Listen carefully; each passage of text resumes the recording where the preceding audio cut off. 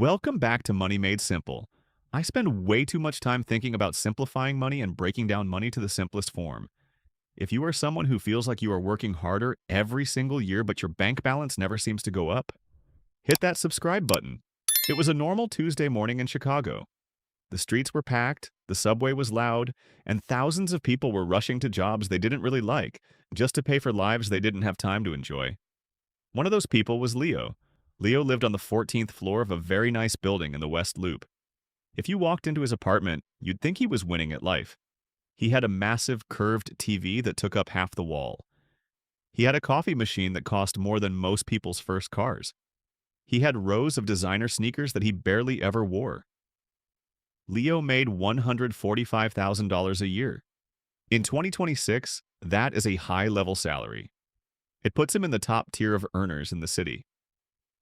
To his family back home, he was the ultimate success story. He was the guy who had figured it all out. But every morning before he even left for work, Leo felt a weight on his chest. He opened his bank account while his expensive coffee brewed. He looked at the numbers and sighed. In 2026, the rent for a luxury one-bedroom downtown had climbed toward $3,500. Between that, the $1,100 payment for his performance electric SUV, the $300 grocery runs that seemed to buy less every week, and all his premium monthly subscriptions, there was almost nothing left. Leo was successful on the outside, but on the inside, he was drowning. He was stuck in a cycle. He worked hard to make money, then spent it on things to make him feel better about working so hard. His motto was simple. I work hard, I make $145,000, I can afford this, so I should buy it. But he was starting to realize that affording the monthly payment isn't the same thing as actually being rich. He was just a high-paid delivery man taking money from his boss and handing it straight to his landlord and the credit card companies.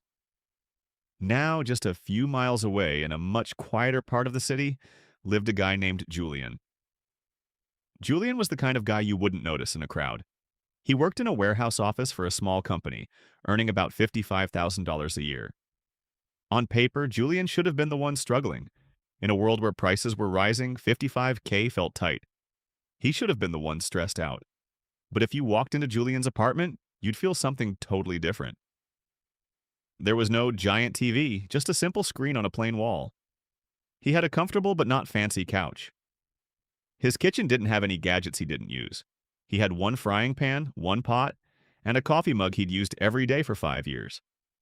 There was no clutter, no boxes of stuff sitting in the corner, no just-in-case items filling up his closets. And here was the crazy part. Julian wasn't stressed about money at all. While Leo was worried about his car payment, Julian was watching his savings grow. Julian had 18 months of living expenses sitting in a high-yield account. He had money going into his investments every single month without fail. He didn't have a six-figure salary, but he had something Leo didn't, a sense of purpose. He had peace. So what was the real difference between them? It wasn't that Leo was smarter or that Julian was lucky. It came down to one simple mental rule. Leo bought things based on what he could afford. Julian bought things based on what he actually needed. Leo's apartment was full of future intentions. He had a treadmill he planned to use to get fit. He had a fancy camera because he thought he'd start a photography hobby. He had a shelf full of books he promised he'd read someday. But life doesn't happen in someday. It happens in the habits you have right now. Julian understood that everything you own has a hidden cost. It's not just the price on the tag. It's the space it takes up. It's the time you spend cleaning it or fixing it. It's the mental energy it drains from you just by sitting there. Julian lived by a rule: if I don't use it regularly, it doesn't stay. Leo never thought about that. To him, buying things felt harmless. A gadget here, a pair of shoes there. But small decisions add up. And before he knew it, Leo was working a 60-hour week at a job he hated just to pay for a bunch of stuff he didn't use. One night, things changed for Leo. He was sitting in his living room looking around. For the first time, he tried to look at his stuff through the eyes of a stranger. He realized that half of the things in his house didn't even belong to him. They belonged to different versions of himself that no longer existed. He saw the fitness Leo who never worked out. He saw the chef Leo who never cooked. He saw all this money sitting on his shelves, gathering dust. A few weeks later, Leo got some bad news at work. His company was restructuring. His salary wasn't cut yet, but his overtime was gone, and his $20,000 annual bonus was canceled. Suddenly, Leo's successful life felt like a trap. Without that extra money, he couldn't see how he was going to make it. He felt like he was standing on a thin piece of ice that was starting to crack. That same weekend, he bumped into Julian at a grocery store. Leo looked tired. Julian looked calm. Leo made a joke. "Must be nice not having to worry about the economy, Julian." Julian smiled and said something Leo would never forget. "I don't worry about the economy because I don't give the economy power over me. I don't care about looking rich. I only care about staying free." That conversation hit Leo like a ton of bricks. He went home and did something he'd never done. He didn't go shopping. He didn't watch Netflix. He grabbed a trash bag and a notepad. He walked through his apartment and wrote down everything he hadn't used in the last 30 days. The list was huge. Then he did the math. He estimated how much all that stuff cost him. Not just the buy price, but the interest on his credit cards and the extra rent he paid for a big apartment to hold it all. The number was disgusting. He realized he had locked his own future inside plastic boxes and designer clothes.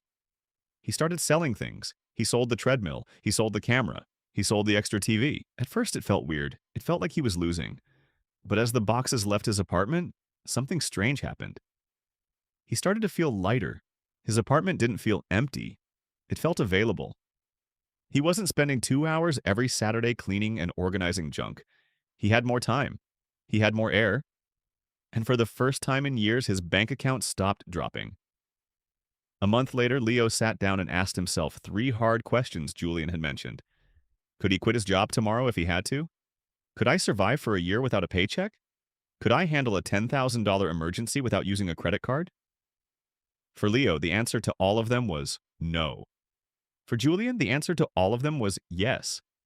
That was the moment Leo realized what wealth actually was. Wealth isn't the car you drive or the brand on your shirt. Wealth is the number of days you can live without someone telling you what to do. Leo decided to stop playing the game. He moved into a smaller, cheaper apartment. He traded his expensive SUV for a simple used car that was paid for in cash. People at work noticed. Some people even whispered that Leo must be having a hard time. They thought he was struggling because he stopped wearing fancy clothes and driving the fast car. But Leo just laughed. For the first time in his life, he wasn't struggling at all. He was finally winning. By the end of the year, Leo's life looked completely different. He still made his high salary, but his expenses were now lower than Julian's. He had saved his first $40,000 in an emergency fund.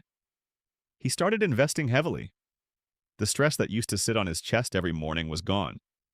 When his boss was grumpy, Leo didn't worry. When the news talked about a recession, Leo didn't panic. He had learned the secret that Julian knew all along. Most people spend their whole lives trying to look like they have money. They fill their houses with things to impress people they don't even like. They trade their time, the most valuable thing they have, for objects that lose value the second they leave the store. But Julian and Leo show us a better way. More stuff doesn't give you more life. It actually takes your life away. It steals your time, your money, and your peace of mind. If you want to be truly wealthy, you have to stop buying things because you can. You have to start asking whether that item will give you more or less freedom. Leo stopped trying to look rich, and he finally became free. Julian never had to change because he knew from the start that the best thing money can buy isn't a bigger TV or a faster car. The best thing money can buy is the ability to wake up and say, I can do whatever I want today. And that is a feeling that no designer brand can ever give you. Hit that subscribe button so you don't miss the next video. Subscribe to Money Made Simple, and I will see you in the next one.